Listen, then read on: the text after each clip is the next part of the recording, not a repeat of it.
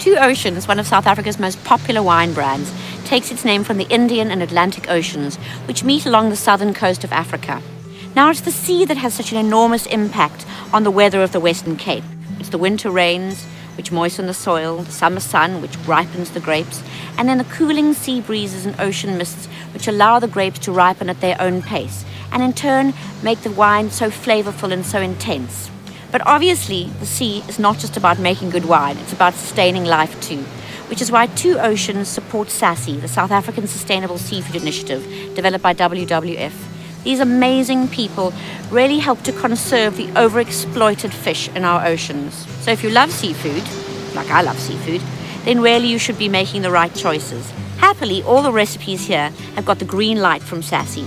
They all taste delicious, they're all very simple to make, and they all go wonderfully well with Two Oceans wines. So drink Two Oceans wines responsibly and make responsible fish choices by going to www.wwf.org.za/SASSI or SMS your local FMS line to make the right choices. Cheers.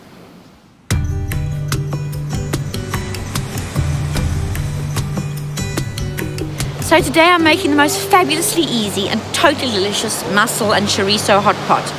Modeled on the French moule marinière, it's really simple to do. We've just added some chorizo for a bit of Mediterranean spice.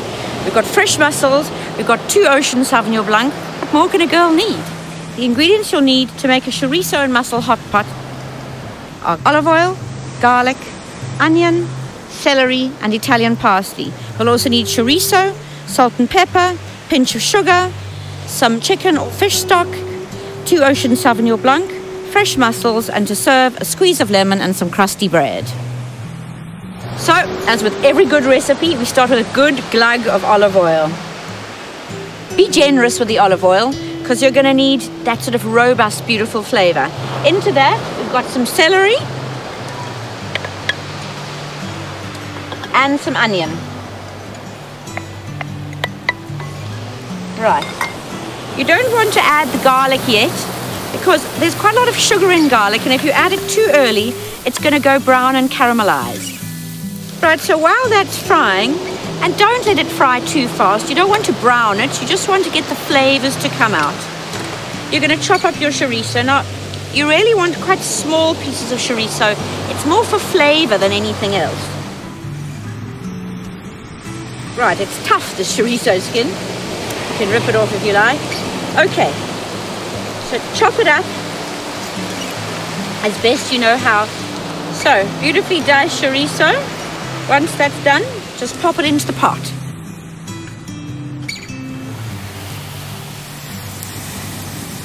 Okay, now you want to fry that for a good few minutes to really release the flavors. It's got a beautiful smell. You want that sort of spicy paprika notes to just come through.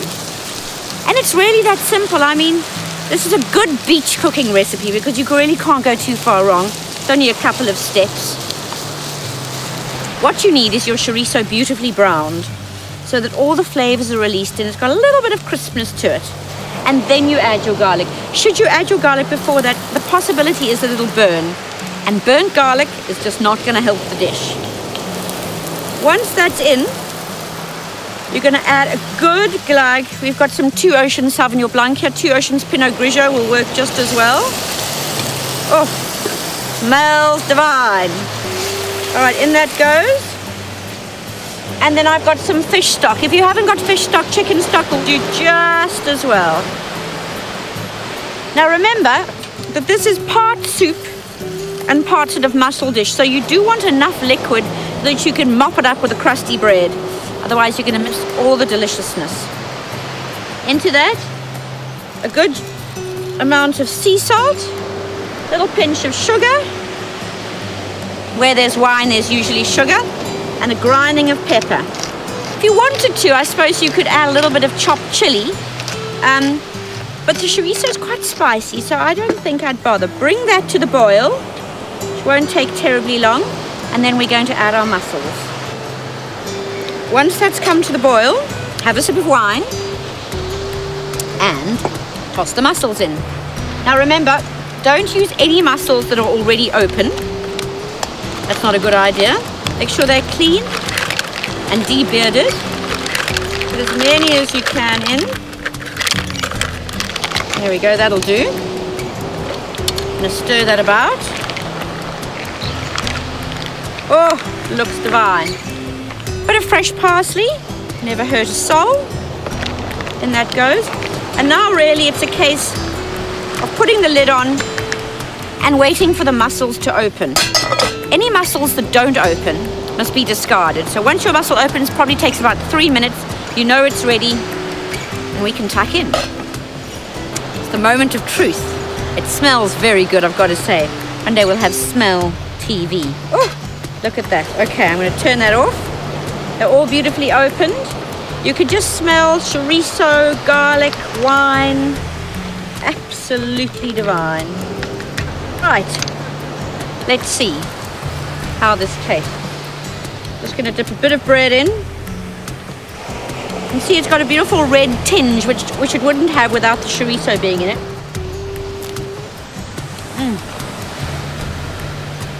Fresh mussels, a glass of Sauvignon Blanc. Heaven.